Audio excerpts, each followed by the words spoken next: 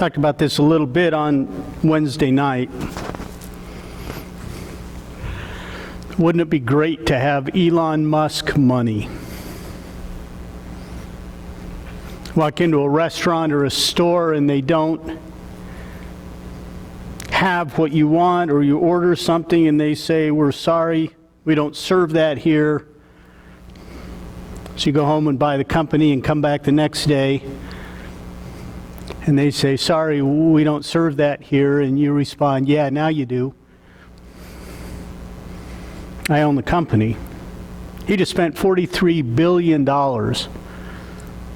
It's 43,000 million. Pile up $1 million, 43,000 times. Because he didn't like the way Twitter was running. Wouldn't it be great? Problem is, that kind of money comes with its own set of problems. If you need any convincing of this, spend a couple of minutes this coming week and watch the Johnny Depp Amber Heard divorce trial. At the start of this whole thing, Johnny Depp's net worth was somewhere around $250 million. Now they say he's only worth about $100 million because of poor decisions, overspending, and various things. Most of us think if we had $100 million, we'd have no troubles at all. That guy's life is way messed up and has been for years.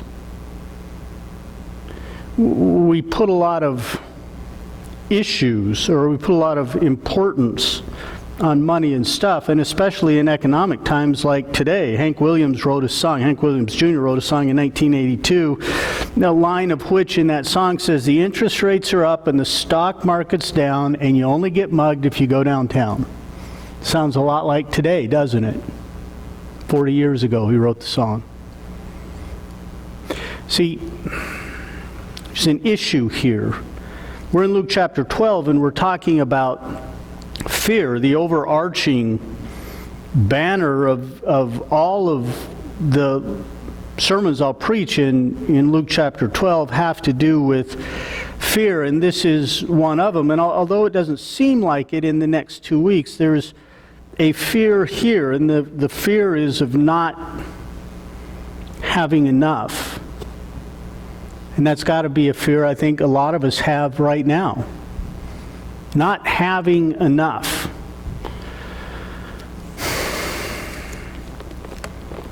We worry about that. We think about it. We plan for it. This is such an interesting passage because we're getting told by Jesus in this passage not to do things that other places in the Bible tell us to do. There is what we call here a principle in contrast, where we see functionally the exact same thing. And on one hand, the Bible says it's wrong, don't do it. And on the other hand, the Bible says, no, it's right, you should do it. And they're talking about the same thing. Book of Proverbs, the Bible will call you a sluggard if you don't save up and plan for the future when there's not enough. You should be like an ant who brings in and works hard and saves up. So in the wintertime when there's no food, he's got food. You should be like that. And now we're going to come to a passage where it looks like Jesus is condemning that very behavior. Those principles in contrast in the Bible are there for us to form guardrails, to keep us on the path. And what we're going to find out when we see these principles in contrast, it always comes down to one thing. It always comes down to a heart issue. It's a function of your heart, whether that is godly, righteous in God's eyes, or whether that behavior is detestable in God's eyes. It all comes down to your heart. It all comes down to that issue. Let's look at our passage and talk about a little bit. Here in Luke chapter 12, Jesus is going to start this passage. Now, up to this point in chapter 12, he has been talking to the disciples. There's a crowd around, but he's talking to his group, his friends, whether it's 12, whether it's 72, whether it's 100. We're not sure what the actual number is, but he's talking to people that are identified as his friends or his disciples.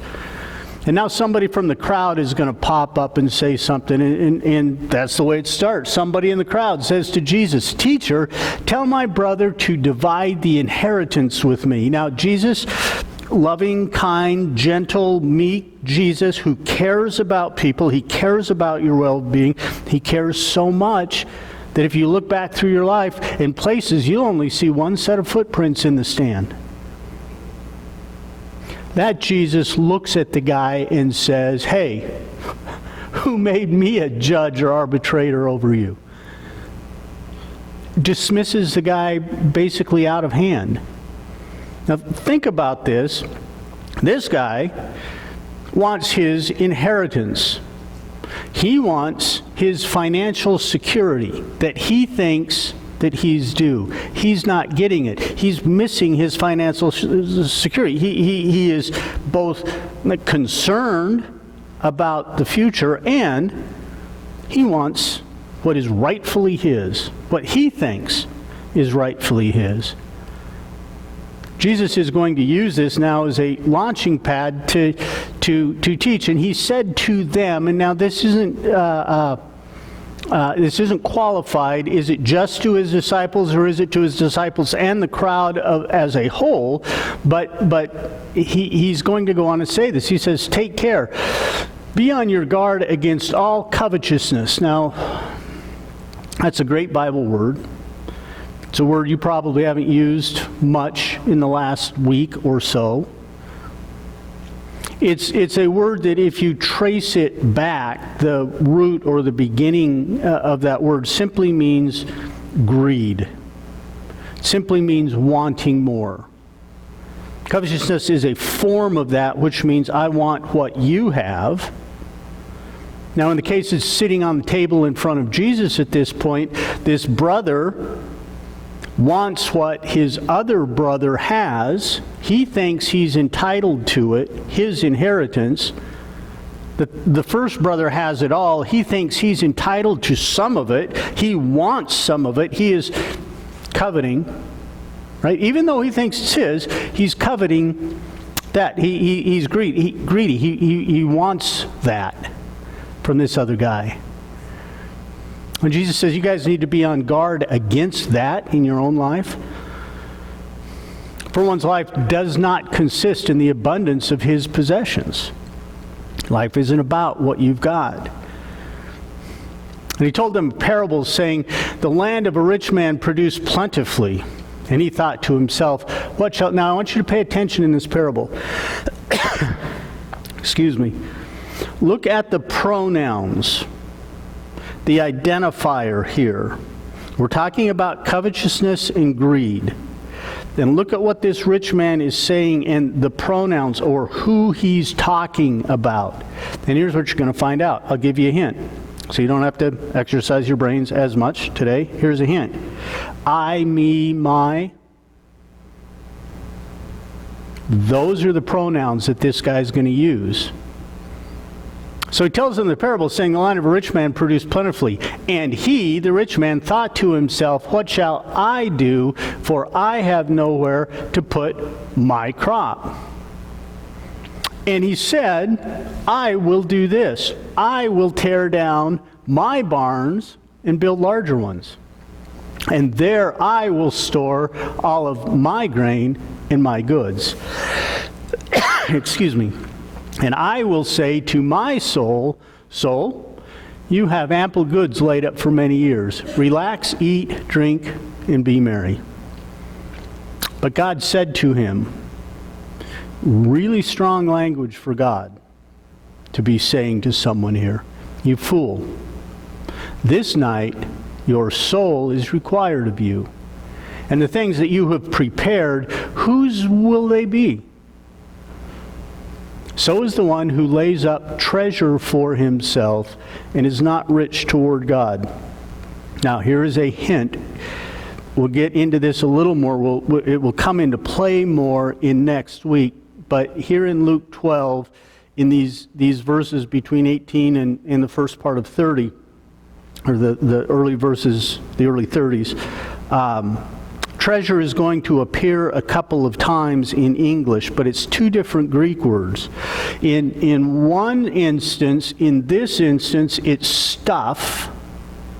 In the next instance, the word treasure is a tangential reference to stuff, and it is actually a reference to the storehouse or the bank or the place where you keep your stuff. A treasury is full of treasure. Okay, we're going to have two words that both translate treasure in English, but they're two different Greek words, and we'll get into that more in next week because it's more important next week. This week, it's about covetousness. It's about stuff. Who's going to lay up your treasure, your stuff, for himself on this planet? You're not rich toward God. Now, I said Proverbs tells us we should lay up stuff. In fact, if you go back to another part in the Bible, go to Genesis chapter 41. You don't need to turn there. I'll tell you about it. Joseph, in Genesis 41, is in Egypt. And guess what Joseph does? He builds barns. Guess what he puts in barns? Grain, the produce of the field. A lot of it. He not only does that, he's told by God to do that, and he's commended by God for doing that. Building barns, storing stuff up. Here, the guy who does it's a fool. Joseph is commended by God, rewarded by God, becomes the second most powerful person in the world at that point, because he did what God told him to do, store grain in big barns. You see the principles in contrast here within the pages of the Bible? Work like an ant, store stuff up. No, don't. You're a fool if you do. So it comes down to the line in the middle of this: relax, eat, drink, and be merry. It all comes down to his future trust in the stuff that he has, and not the trust in God who gave him this stuff, who provided the things to him, the resources to him. Next week we're going to talk about anxieties relating to this, but now I want to talk about the covetousness, the greed, and the motivation of that is ultimately a fear that God's not trustworthy enough to provide what you need, what you should have.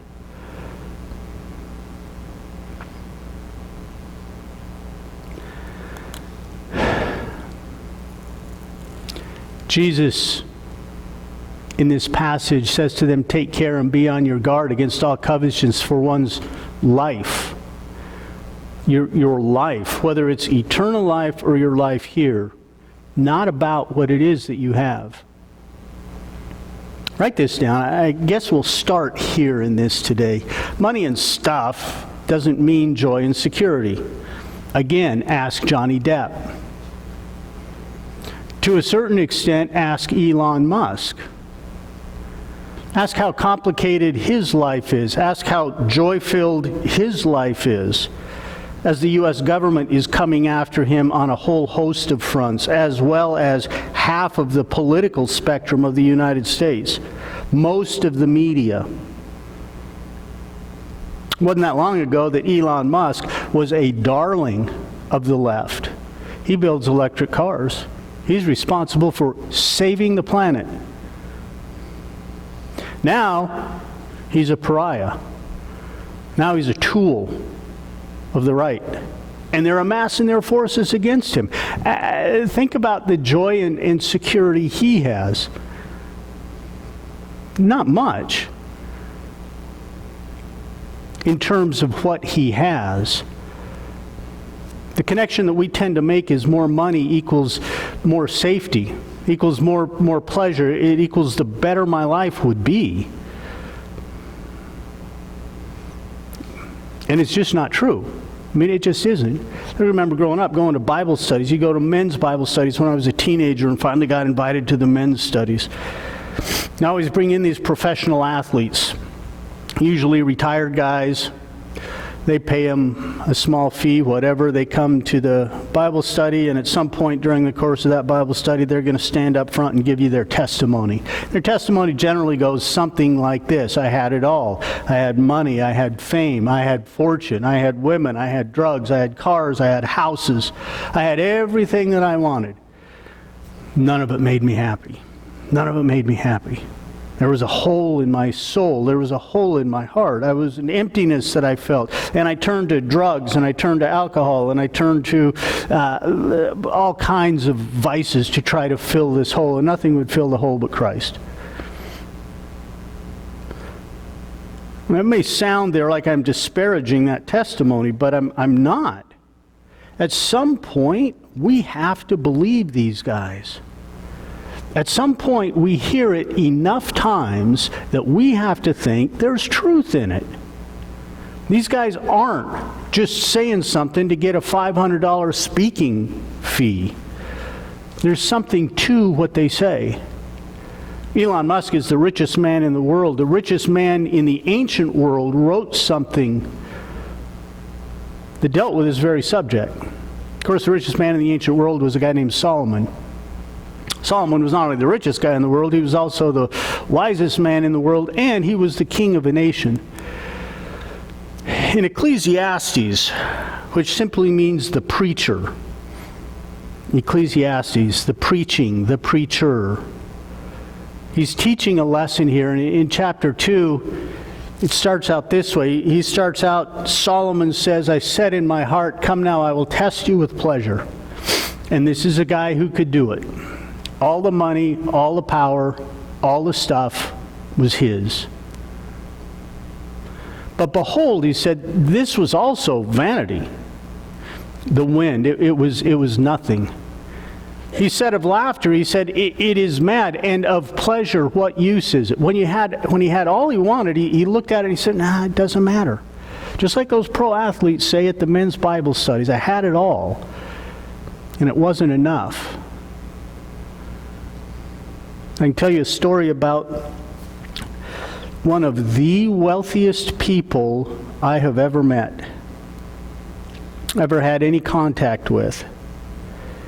I walked into her house one day,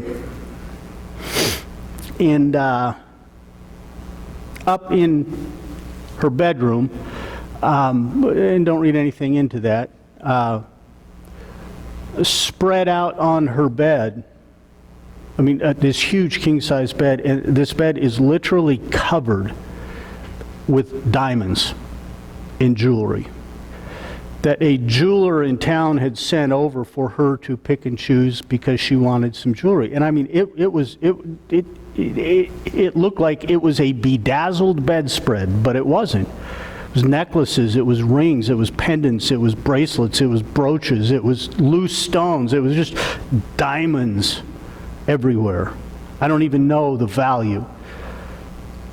Some of them were huge. And she looked at all this, and I remember her saying this. She said, you know, I thought when I had the money to do this, it would make me happy. But none of this stuff makes me happy. And she ended up sending it all back. She lived a lonely existence, by the way. She lived a unhappy existence. It was an unhappy existence in Tahiti and Hawaii and Sun Valley, and it was an unhappy existence in Paris and Monaco, but it was an unhappy existence. Same thing Solomon is saying here. What use is all of this? Because it's a heart issue. It isn't a stuff issue. Said, I searched with my heart how to cheer my body with wine. My heart was still guiding me with wisdom at this point. I'm trying to figure out how to do this. How to get a hold of all of this stuff until I might see what was good for the children of man to do under heaven during the few days of their life. I'm looking for this stuff so that I can tell people what it is that they need to do in their life to be happy. Oh, he says, I made great works. I built houses. I planted vineyards for myself. I made myself gardens and parks. I planted in them all kinds of fruit trees. I made myself pools from which the water of the forest for growing trees. I bought male and female slaves, and I had slaves who were born into my house. I didn't have to do anything. I had people to do all that. I also had great possessions of herds and flocks, more than any who had been before me in Jerusalem. I gathered for myself silver and gold and the treasure of kings and provinces. You understand the level of which this is going on is dwarfing what we see with a guy like Elon Musk or Jeff Bezos. This is something that we have no experience with in this life. Someone with that level of power and that level of wealth and money and freedom. He says, I got singers. I didn't just buy stereos. I bought the band and had them come to the house and play. Both men and women. I had concubines. I had women that were the delight of the sons of man. I had the best in the nation. And all that I wanted, he said. And I became great. I surpassed all who were before me in Jerusalem. Also, my wisdom remained with me. I even had, I didn't lose my mind. I did all this stuff, and I maintained the wisdom that God had gave me, and whatever my eyes desire, I did not keep from them. I kept my heart from no pleasure, for my heart found pleasure in all my toil and all the stuff that I did. And all of the stuff that I was doing, that was reward for the work that I was doing for the nation of Israel. When I got it all done, he says, I kicked back, I sat on the couch, I put my feet up on the chair, and I thought about everything that I had done. And behold, it was all vanity. It was all the wind. It was all nothing. It was a striving after the wind. And there was nothing at all to be gained from any of it under the sun. Nothing. None of it mattered. We hear it from athletes at men's Bible studies. We see it played out in the lives of celebrities before us. It's been going on from the very beginning. At some point, we have to believe them. At some point, we have to take this as the truth and internalize this and put this in us, because stuff is just stuff. Doesn't matter how much of it, it doesn't matter how little of it. I can remember as a young man, it wasn't that long ago, when I started my own business in the construction industry, I can remember thinking this thought: if I can just make $40,000 a year, I'll be set. If I can just make $40,000 a year, I'll be set. Doesn't do anything today. $40,000 a year today means nothing. If I can just get there, I'll be happy. But when you get there, it moves. And when you get to that point, the goalposts move again. And the goalposts move again. And whether it's life, whether it's inflation, whether it's simply I want more. My favorite car on the planet. Talk a lot about Ferraris. I grew up dreaming about a Corvette. And it was the first car I ever owned. The first car I ever bought was a Corvette. 1973, L82, 350, 4-speed, had 13,000 miles on it, 9-year-old car. It was clean, straight, nicest 73 Corvette on the West Coast, non-customized. 9 days later, I wrapped it around a tree because it was just a car. In 9 days, it had gone from being my dream to being just a way to get to work, to being I've got to do crazier and crazier things in this to get the same kind of rush that I got when I drove it off the lot in 9 days. And I wrecked that car, and here's the thing. I didn't even care about wrecking the car. I cared about the money that I lost because I didn't have insurance on it, but I didn't care about the fact that I had wrecked a Corvette. Didn't even bother me, and it was my dream. Because the goalpost at that point, in 9 days, the goalpost had moved from Corvette to Ferrari, which is where the goalposts are today. And if I ever get a Ferrari, I guarantee you in 9 days, the goalposts will move to Lamborghini or Bugatti. It'll go somewhere else because it's not it. And you know this in your own life. And the problem is we know this as Christians, and we don't live that way. There's some truths in this passage. Money, stuff, doesn't bring joy and it doesn't bring security. And we know that, but we oftentimes don't live like it. God calls a guy a fool, which is a big word from God. It's one I don't want God to use about me. It's one I don't want Him to use about you. I said to note the pronouns in the passage.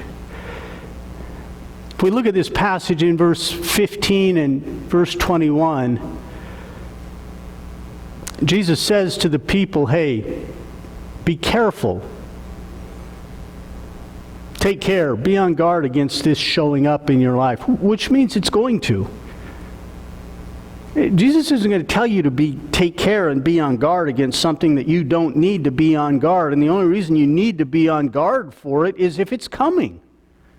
That's what they say. Most of you have never been in a sword fight. I've been in a bunch of them. And you know what they say at the beginning of every sword fight? On guard. Get ready. Why? Because the guy's going to try to stab you. And you need to make sure he can't.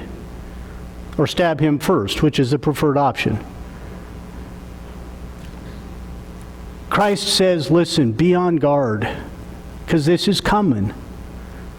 And it's going to result in this, somebody who's laying up treasure here on this planet and not laying up treasure in heaven. To us, this can seem a very esoteric, a very theoretical discussion, but it really isn't. Because it's about matters of the heart. It isn't about the amount of stuff you have, even though the amount of stuff you have is bigger than you think. You want to take a lesson out of this passage? Greed is a selfish sin. The rich guy in this passage is all about my grain, my barns. I will do this. I will do that. I will do the other thing. It's all about me, and I. And the thing is, when we picture this, we automatically think about Scrooge McDuck or any of the robber barons from years past. It's who we think about. Well, those guys are so greedy. They're just greedy. Whole political careers have been built on that in this nation, by the way. Let's go after the greedy rich. I got news for you. Poor people can be greedy too. Poor people can be just as greedy as rich people. Middle-class people can be just as greedy. Because it's a state of mind. Paul's going to write this to this young pastor, Timothy. He's going to say, listen, Timothy, godliness with contentment, it's great gain. Being content is a great gain. For we brought nothing into the world, right? And we cannot take anything out of the world. It's our passage that Jesus is talking about to this guy, right? God says to him, you're going to die. Now, who gets all the stuff that you were counting on? Because you can't take it with you. As J. Vernon McGee used to say, there aren't any U-Hauls hooked up to the back of the hearse. You don't get to take this stuff with you. If we have food and clothing, he says, with these we will be content. Now there's your baseline. I have enough food to eat, I'm not hungry, and I have clothes to stay warm. There's your baseline. With that, we'll be content. Now, you understand, biblical contentedness is not being satisfied, not being okay with what you don't have. Biblical contentedness is being okay with what you do have. I'm satisfied with what I do have. And Paul says, I got enough to eat and I got clothes to wear. That's the baseline. That's where it all starts. Not how many pairs of shoes you have. Not how many pairs of pants you have. I did a little self-inventory this week. I've given you part of this before, and I'm embarrassed. The next 5 minutes are as embarrassing as I've ever been from the pulpit, I think. I did a count last night. As you know, I've told you before, I have 75 or so of these shirts. I have more than 20 pairs of these pants hanging in my closet.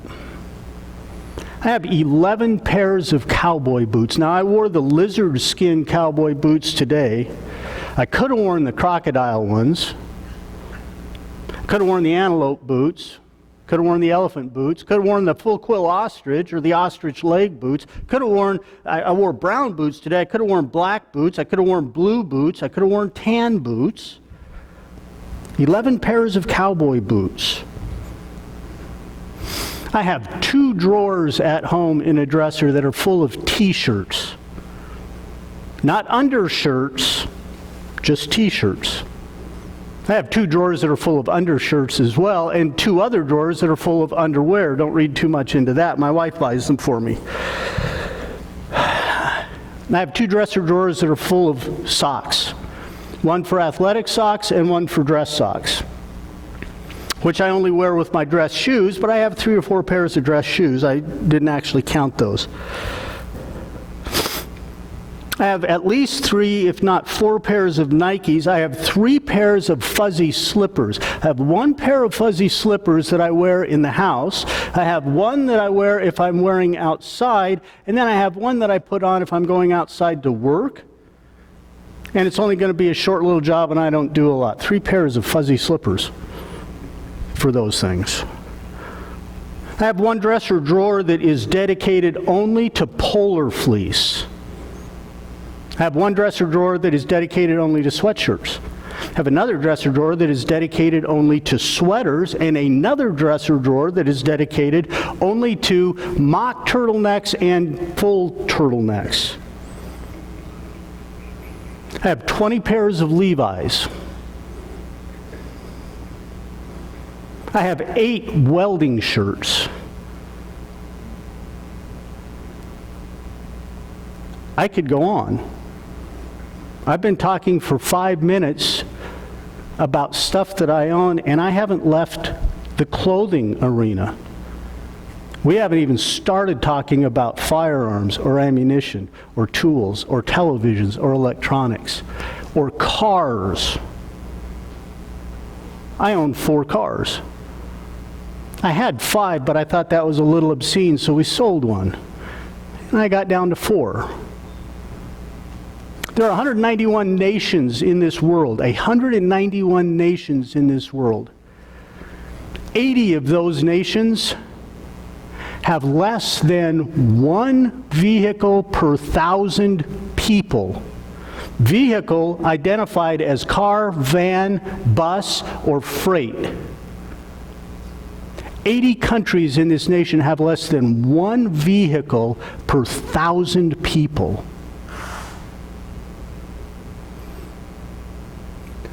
111 out of 190 have 1. 111 nations out of 190 nations have at least 1 vehicle per 1,000 people. I wrote this stuff down. 79 out of 191 nations. 79 nations have 2 vehicles per 1,000 people. That's not 2 vehicles per person. That's you line 1,000 people up and there are 2 vehicles, cars, vans, buses, or freight, on a nationwide basis.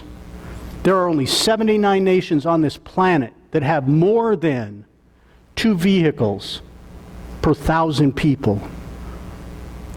There's 58 nations that have more than 3, 44 nations that have more than 4 vehicles per 1,000 people. 30 nations have more than 5 vehicles per 1,000 people. 17 nations have 600 or 6 vehicles per 1,000 people.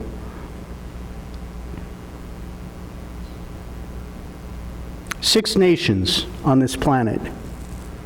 6 nations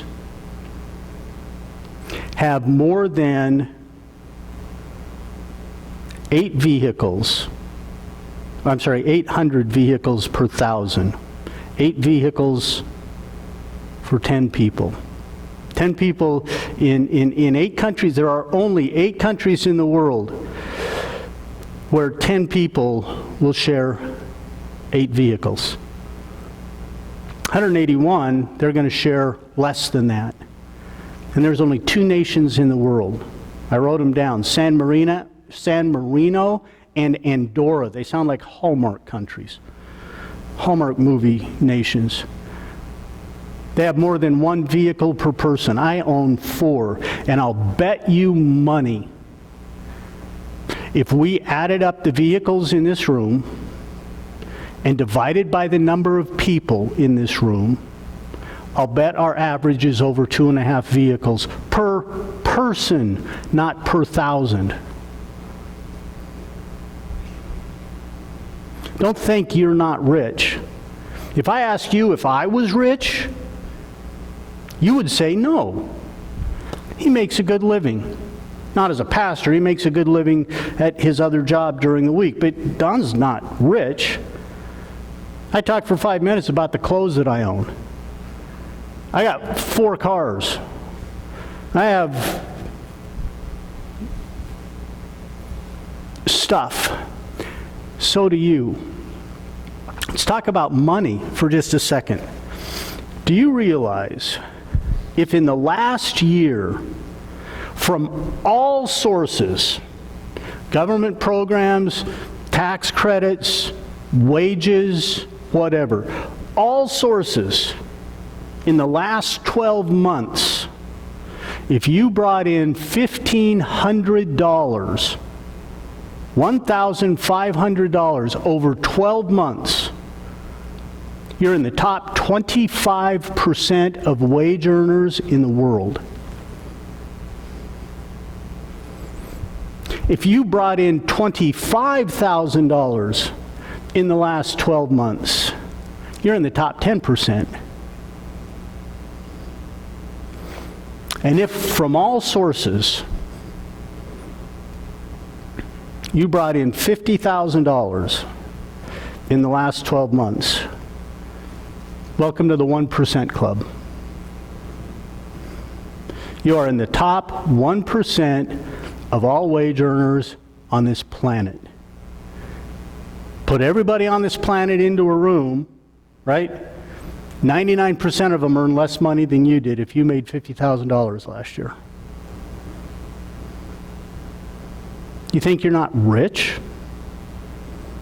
Paul says, hey, if I have food and clothing, I'm content. That's those guys that make less than $1,500 in a year around the world. If all I have is just food and clothes, I can be content. It's not an issue of how much you have. Again, it's an issue of the heart. Every person sitting in this room today is rich by the standards of the world. You are considered to be rich if you're in this room today.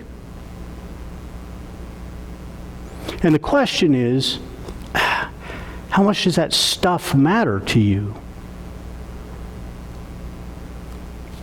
Paul's going to go on in his passage with Timothy.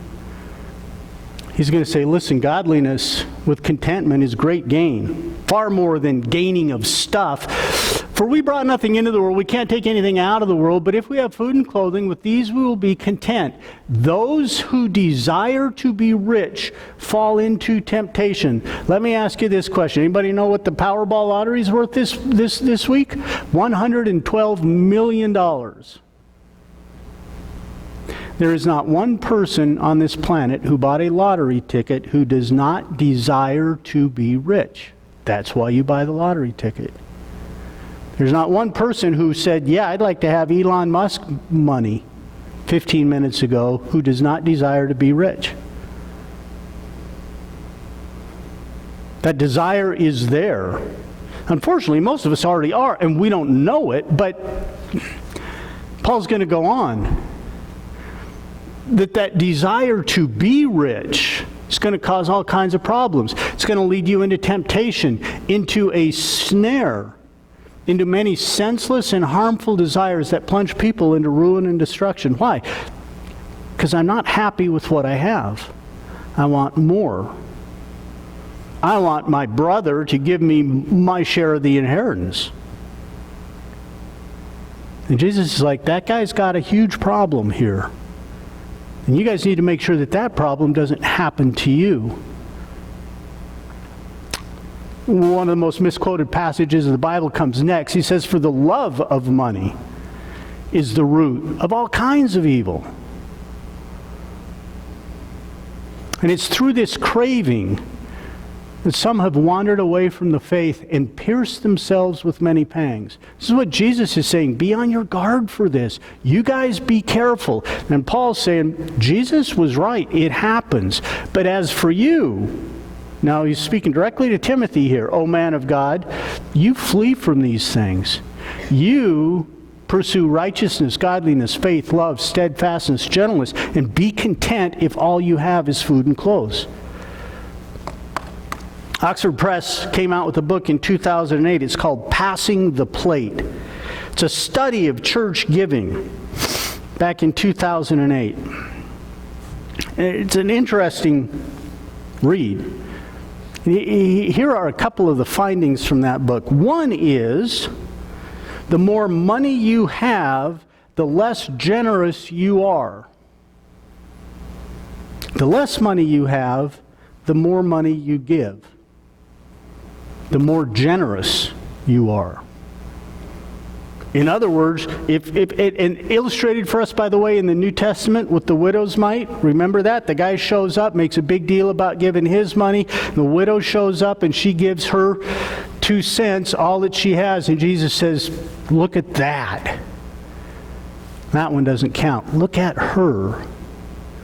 Look at how much she is giving. Look at how little he's giving. Fabulously wealthy people write checks with a whole lot of zeros on it and think they did something great. They haven't done anything great. They don't miss the money. The wealthier you are, the more likely you are to hold on tighter to what it is you have and not give it away. The less you have, the more generous you are with your stuff. You want to talk about being happy in this? San Francisco Federal Reserve Board did a study. I'll get to that study in a second. Let me go on with the press. Here's the other thing. The more orthodox you are in your biblical beliefs, the less money that you give. The farther away you get from biblical orthodoxy, the more generous you become. Walk into the Universalist church down the street, they are far more generous than the Baptist church per person. And it should be exactly the opposite. But it's not. For the same reason that the rich man has issues here, because we trust our stuff and we don't trust God. San Francisco Federal Reserve Board did a study, and they linked suicide to economic condition. And here's what they found. They can track the level of suicides based on the economic value of the neighborhood in which you live. And the higher correlation of suicides per capita is a direct line with income. Per capita net worth. Let me put it to you a different way. The richer you are, the more likely you are to kill yourself. The less happy you are. Suicide is not something that happens to people who are considered by worldly standards poor. Suicide happens in middle and upper class families. Middle and upper class people. You know why? Because stuff doesn't make you happy. You think it does, and when it doesn't, you got nothing to fall back on. Because your trust is in stuff, it is not in God. If I don't know where my next meal is coming from, my trust is in God. Just like the birds of the air and the animals of the field. The sparrow doesn't know where he's going to eat next, but that sparrow understands that food's going to show up. And I don't know to the level at which that sparrow understands the God of the universe, but the Bible is pretty clear. They trust God for their food, and He takes care of them. We think we can do it. We trust our stuff to do it, and when we can't and it doesn't come through, we got nothing to fall back on. And we got a black hole in our heart that should be filled with a trust in God that isn't, and it leads to suicide. And you can track it by neighborhood. You can track it by wealth across this country. Absolutely. The richer you are, the less you give, the tighter you hold, and the more unhappy you are, and the more likely you are to commit suicide. Why? Because greed is such a selfish sin. Last point.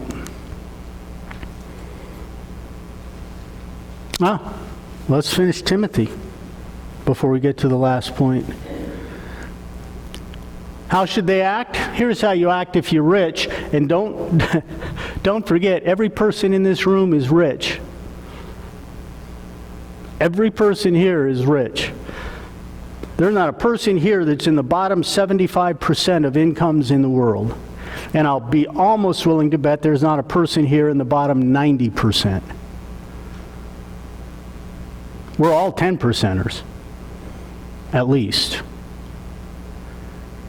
For the rich in this present age, Timothy, you charge them not to be haughty. Don't be proud.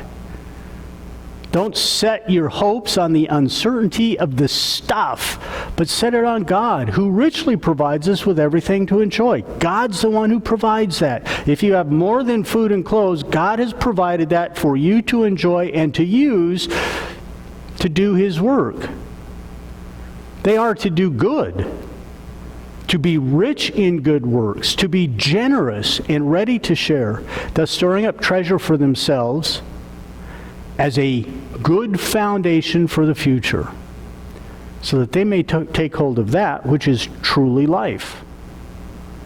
Which is exactly what Jesus says in Luke chapter 12. Takes us right back to our passage in Luke chapter 12. For one's life does not consist in the abundance of possessions. And God says to this guy, you fool, tonight your soul is required of you. And the things that you've prepared, whose are they going to be? God gives us this stuff. He provides it for us. He provides us the ability to enjoy it. It all comes from God. Understand and recognize that God gives you what you really need and want. And that may be different from what you need and want in your own mind. God's going to give you what is important for you. Solomon writes this, same guy that wrote Ecclesiastes, writes this in Psalm. He says, listen, unless the Lord builds the house, those who build it labor in vain. I don't care what you try to do in this life. I don't care what you try to acquire, what you have, what you get. Unless God did it, none of it matters. Unless the Lord watches over the city, the watchman stays awake in vain. You get that? God is in control of this. It goes right back to what we've been talking about for a couple of weeks. God is in control of this. And you can do all that you want to, and it doesn't matter. Unless God's watching over the city, the watchman is in vain. And it is in vain that you rise up early and you go late to rest, eating the bread of anxious toil. More on that next week. For he gives to his beloved sleep. Godliness with contentment is great gain. We're content if we have food and clothing. If that's what God has seen to give me, I can enjoy that. And God will allow me to enjoy that. Reminds me a little bit of David. You think back about David's life. David shows up on the side of a valley against the most technologically savvy, equipped, trained war fighter of a generation. David shows up on the side of a valley with a sling and a stone.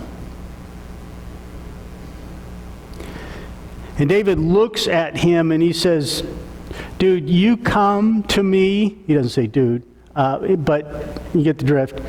He says, you come to me with a sword and a spear. David says this, but I come to you in the name of the Lord, and he will give you into my hand this day, and I will cut off your head. And David doesn't even have a sword. He's got a slingshot. You come to me with a sword and a spear, and I come to you in the name of the Lord. And he will give you to me. He will hand you over to me today, and I will cut your head off with a sword. Later on in David's life, David writes in Psalm 20, he's going to write this, if you want to look at it. He says, hey, some trust in chariots, some trust in horses, but we don't trust in that stuff. We trust in the name of our God. That's how you meet David. That's who David is. Later in his life, when David is rich, when he has a lot of stuff, we see him do something that only a rich person would do. He calls his commanders into his throne room and he says, hey, you guys go out and count up all the troops. And even the commanders are looking at David, saying, dude, they use that a lot in the Old Testament. Translators translate it differently, but his commanders look at David and say, dude, that's wrong. We trust in God, not in the numbers of our troops. And David's like, no, you guys go. I need to know how many troops I can trust if we get attacked. I need to know how many troops I have if we get attacked. I need to know what my strength is if I've got to use my military. I need to know that. What happened to the guy? What happened to the guy who says, you come to me with a sword and a spear, and I come to you in the name of the Lord? What happened to that guy? Holding on too tightly to his stuff. Greed, covetousness. Not an open hand that God has given, God can take away. It's a I've got this, I have to hold on to it. David's trying to watch over his city, and God's saying, it's in vain unless I'm there. And ultimately it cost David and his city. There's a verse most of you probably have never memorized, have glanced right over, probably never seen in Isaiah. Isaiah 29:19 says this, the meek shall obtain fresh joy in the Lord, and the poor among mankind shall exult in the Holy One of Israel. And this isn't talking about bank accounts, and it isn't talking about the number of shirts or pants or cowboy boots you've got in your closet. It's talking about your heart This is a heart issue. It's not a stuff issue. Those who are humble and recognize that obtain a fresh joy from the Lord. And the poor in spirit, those who understand their position before a holy God, those people, they're going to exult in the Holy One of Israel, in the God. Oh, that's so important for us to get. It's so important for you to get. It's a heart issue. It's not a stuff issue. One last passage. James writes it and says it this way. Come now, you who say today or tomorrow we'll go to such and such a town and we'll spend time and we'll trade and we'll make a profit. Going to get rich. We're going to go do this. We're going to get rich. I'm going to work. I'm going to make. Said, yet you do not know what tomorrow will bring. What is your life? You're a mist. Think of the fog that we get here in the fall that rolls in and rolls out in just a few minutes. You're a mist that appears for a little time and then you vanish. Instead, you ought to say, if the Lord wills, we will live. If the Lord wills, we will do this or that. We will have this or that. My life will go here, that. If God wills it. As it is, you greedy, covetous people, James says, you boast in your arrogance. And all such boasting is evil. And again, pulls us right back to Luke 12. What am I going to do with my grain in my barns? And God says, I'm the one who gave it to you. I'm the one who gets to use it. It's so important for us. This is a sermon that's been preached. Most of you have probably heard a sermon like this at least 20, maybe 25, maybe 50 or 100 times in your life, depending on how many times you've gone to church. It's a problem that was alive and well in Solomon's day, 4,000 years ago. It's alive and well in the time of Jesus, 2,000 years ago. It's alive and well in our time today. It is a problem for us. Trusting in stuff and not trusting in God. Trusting in the world and not trusting in the Lord. I don't know what's going to happen with interest rates. I'm asked every day. I don't know. I don't know what's going to happen with the stock market. Again, I'm asked every day. I don't know. I don't know what's going to happen with the bond market. I don't know what's going to happen with oil prices. I don't know what's going to happen in the housing market. I don't know whether the value of the dollar is going to go up or down. I don't know if inflation is going to run wild or if we peaked out in March at 8.4 and now we're at 8.3 if we started the downhill side. I don't know. I don't know about any of that stuff. Here's what I know. God has said He will never leave me or forsake me.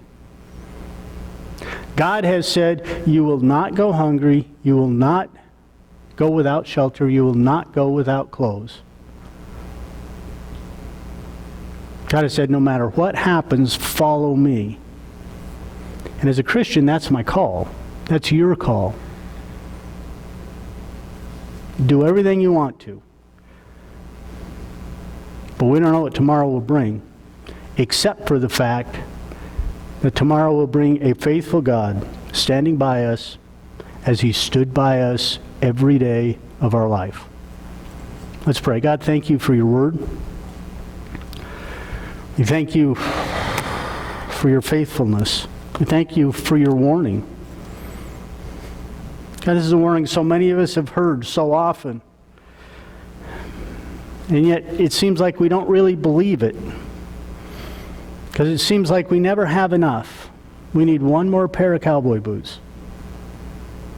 We need one more button-down shirt. We need one more car. We need one more zero on our bank account. If we could just get that, we'd be happy. God, we oftentimes don't talk about it in public, but You can see our hearts. You know what we have in our hearts. God, it's so important that as Your children, we learn to trust You in the same way that our toddlers trusted us. God, we understand You're a good God with good gifts. We understand your power, your authority, your justice, your mercy, your grace. We understand your love.